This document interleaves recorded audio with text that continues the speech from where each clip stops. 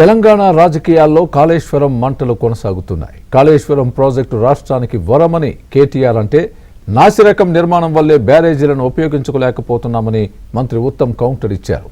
అటు కాళేశ్వరం పేరుతో బీఆర్ఎస్ కాంగ్రెస్ నాటకాలు ఆడుతున్నాయని రామచంద్రరావు విమర్శించారు.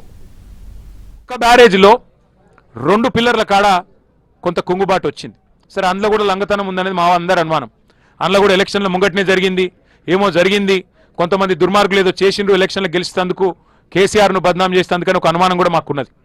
వాస్తవం ఏంది అంటే, ఎక్కడైతే 2 పిల్లర్లు కుంగినాయో ఆ 2 పిల్లర్లు లేదా మొత్తం బ్లాక్ దాన్ని మొత్తం తీసేసి మళ్ళా కట్టినా అయ్యే ఖర్చు 400 కోట్లు, కేవలం 400 కోట్లు మాత్రమే.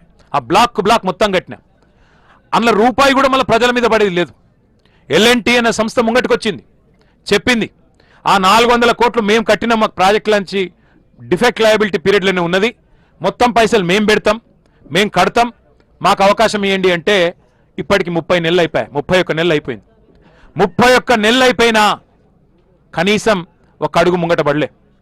ఇవాళకి కూడా ఒకటే పట్టుకున్నాడు, కాళేశ్వరం కూలేశ్వరం అయిపోయింది, కాళేశ్వరం కూలేశ్వరం అయిపోయింది అని చెప్పి పనికిమాలిన మాటలు, పసలేని విమర్శలు తప్ప ఇంకొకటేమి కాదు.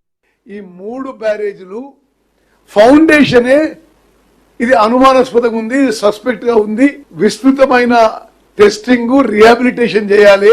ఉదాహరణకి అన్నిటికీ స్టిల్లింగ్ బేసింగ్ పెంచాలి. యాజ్ ఇట్ ఈస్ గా ఆ బ్యారేజీలు ఉపయోగించలేము అని స్పష్టంగా ఇచ్చిండ్రు. జాతీయ అంతర్జాతీయ ఎక్స్పర్ట్స్ ఏమో బ్యారేజీలు ఉపయోగించలేము, కూలిపోతుండొచ్చు, మేడిగడ్డ బ్యారేజ్ కూలిపోతే కింద 44 ఊర్లు కొట్టుకపోతాయి, భద్రాచలం టౌన్ కొట్టుకపోతుంది, భద్రాచలం గుడి కొట్టుకపోతుంది. అందుకోసమే 3 బ్యారేజీలు కూడా గేట్లు పైకెత్తి allow free flow of the river అని చెప్పి వాళ్ళు చెప్తే, మరి కొద్దిగా కల్వకుంట్ల తారక రామారావు గారి కంటే కొంత వాళ్ళకి ఎక్కువ నాలెడ్జ్ ఉందని మేము అనుకుంటున్నాం.